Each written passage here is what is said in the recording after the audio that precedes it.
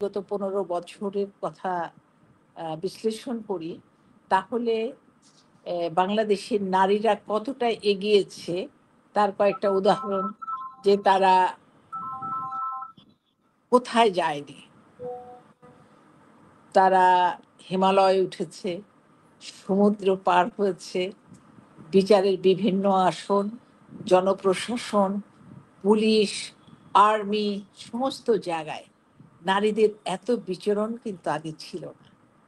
এটা আমি মনে করি, বিশ্বাস করি যে নারী যখন ক্ষমতায় থাকে তখন দেশ এগোয়, জাতি এগোয়। আর নারীর অগ্রগতি যখন বন্ধ হয়ে যায় তখন দেশও শ্লথ হয়ে যায়। এটি কিন্তু কোনো পুরুষ প্রধানের আমলে এই ঘটনা ঘটেনি। কারণ আমাদের নারীরা সেক্রেটারি হতো না। আপনি এখন বেশ কিছু সেক্রেটারি পেয়ে যাবেন। এবং বিচারপতি ছিল না, ভাবা যায়নি, এদেরকে করা হতো না, সেটি করা হয়েছে।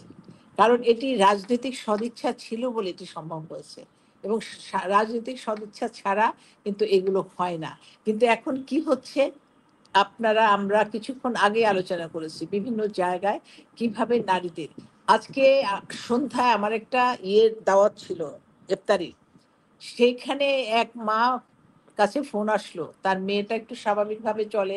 যেটা হচ্ছে বিশেষ করে আমাদের বাইরে থেকে লেখাপড়া করে দেশে যেসব ছেলেমেয়েরা আছে তাদের মধ্যে মেয়েরা কিন্তু অনেকে ওড়না পড়তে চায় না, পড়ে না। শর্টকাট ড্রেস পরে, ওরা অভ্যস্ত হয়ে গেছে বাইরে থেকে।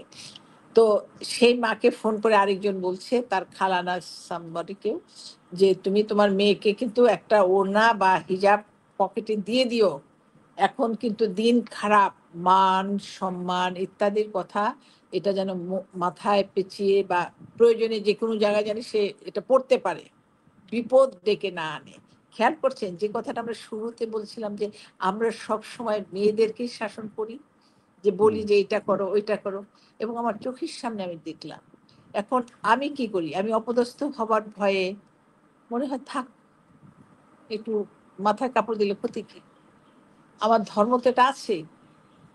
মানুষ কিভাবে নতি স্বীকার করে এবং রাজনৈতিক ইচ্ছাই কিন্তু করে। দেশ যখন অগ্রসর হয়, নীতিবোধ যখন ফেল করে, তখন ওই রাজনৈতিক সদিচ্ছাই দায়ী হয়। এবং আমি মনে করি যে এই বিষয়গুলো আমরা নারীরা এ পর্যন্ত যা এসছিলাম এবং বাংলাদেশ যে জায়গায় পৌঁছেছিল, আমাদের ধারণা ছিল আগামীতে আমরা উন্নত বিশ্বের কাছাকাছি চলে যাব। সেখান থেকে আমরা জানি না আমরা কোথায় যাচ্ছি। আমরা একদমই বলতে পারবো না যে আমরা কোথায় যাচ্ছি। এই বাংলাদেশ কি আমার?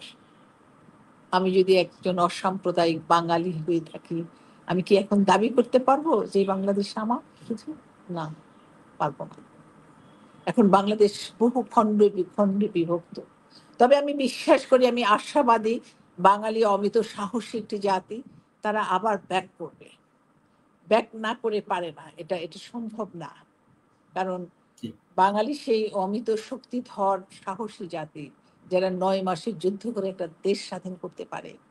সেই জাতি যখন আবার হাত তুলবে